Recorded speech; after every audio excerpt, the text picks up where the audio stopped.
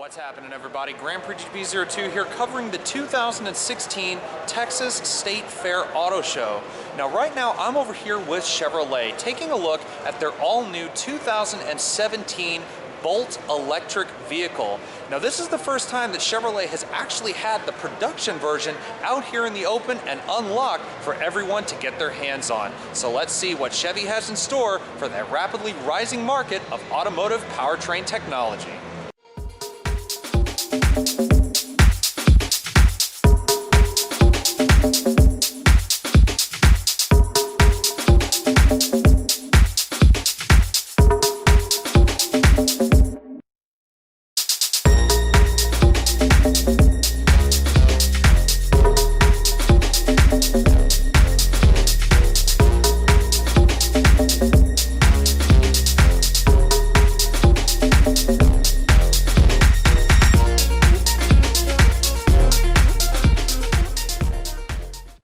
Alrighty guys, so here we are, the all-new 2017 Chevrolet Bolt electric vehicle.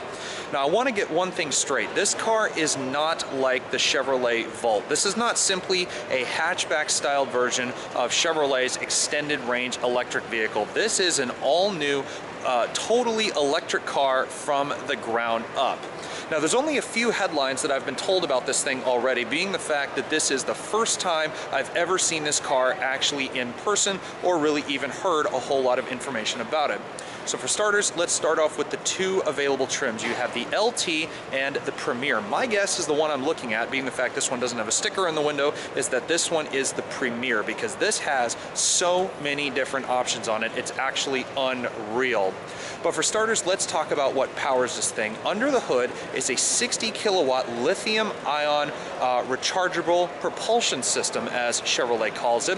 The numbers are actually very, very impressive, and considering the fact that this thing operates at 0 RPM, it is very, very impressive indeed. 200 total system horsepower and 266 pound-feet of instantaneous torque out of only a 60 kilowatt per hour electric system, as I said before. Now, overall styling of the Bolt, I gotta say, it's a lot like a lot of the city sort of oriented electric vehicles that you see nowadays, but I have to admit, I really like the styling, especially here at the back. These wavy-like textures here for the LED taillights, very, very pretty on that. I like the contrast between the red and the black here with the back glass. Just the whole car has that sort of appearance of being as aerodynamic as possible in order to get the best economy. Now, speaking of economy, this thing has a 119 mile per gallon electric equivalent according to Chevrolet, and also according to the manufacturer, it will do 238 miles on a full charge, which is not exactly impressive, but not exactly horrible either. So that is quite a distance. To put that into perspective, the distance from where I live in Houston to up here in Dallas is about 240 miles. So you could almost do a trip from Houston to Dallas on one charge with this car. So walking around the front real quick, you can see a lot more of Chevrolet's different styling. You have LED accents surrounding the projector headlights on this one, shrouded in grille completely with the different kind of Voltec interior sort of styling cues. Whole front grille has been shrouded in except for the lower piece down there to help cool the electric motor up front. Let's see, what are we rolling on here? These are 17-inch silver painted aluminum alloy wheels, very, very stylish. This one does have the keyless access as noted by the button.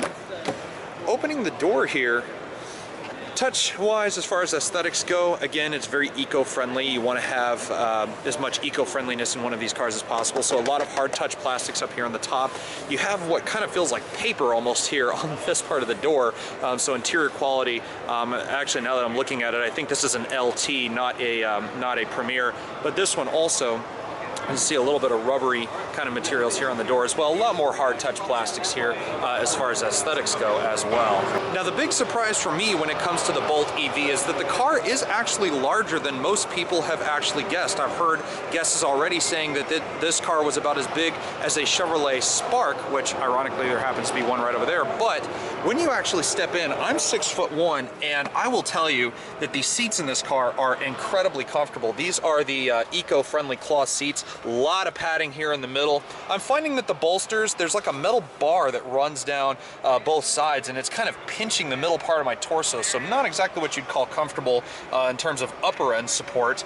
But overall, interior creature comforts, it's what you'd expect out of electric vehicles. You have a whacking great electroluminescent display here, or not electroluminescent, excuse me, a giant touchscreen display here in the middle. You've got your sport mode, which I don't exactly know what that does. I'm assuming sharpens everything up just a bit.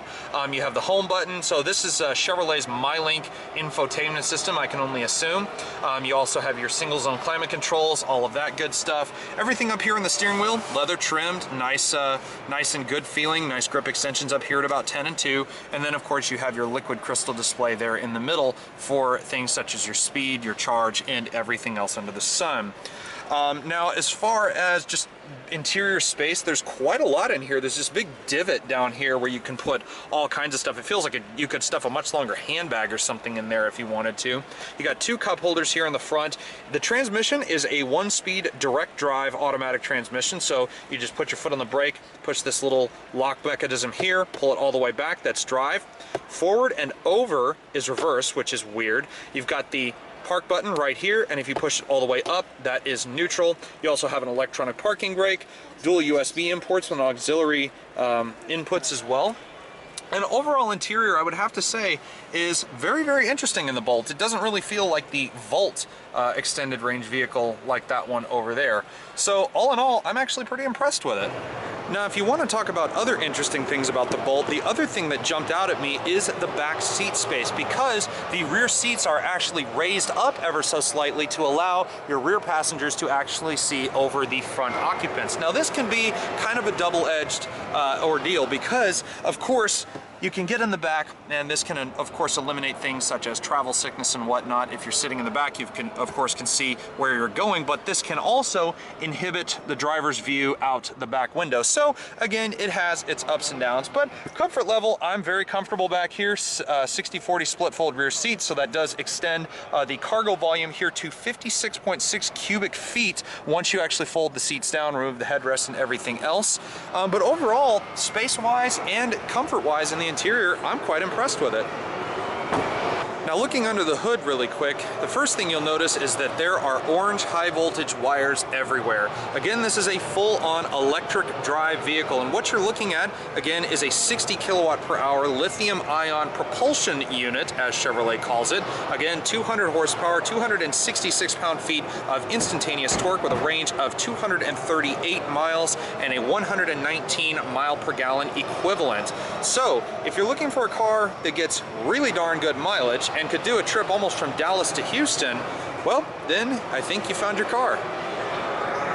Alrighty guys, so there you have it, a quick little walkthrough and review on the all-new 2017 Chevrolet Bolt EV. If you guys like what you see, feel free to like, subscribe, or leave a comment, and tell me your thoughts on the Bolt EV. Tell me if you guys would rather drive this or a Volt. But again guys, from up here in Dallas, Texas at the Texas State Fair Auto Show, this is Grand Prix GTP02, signing out until next time.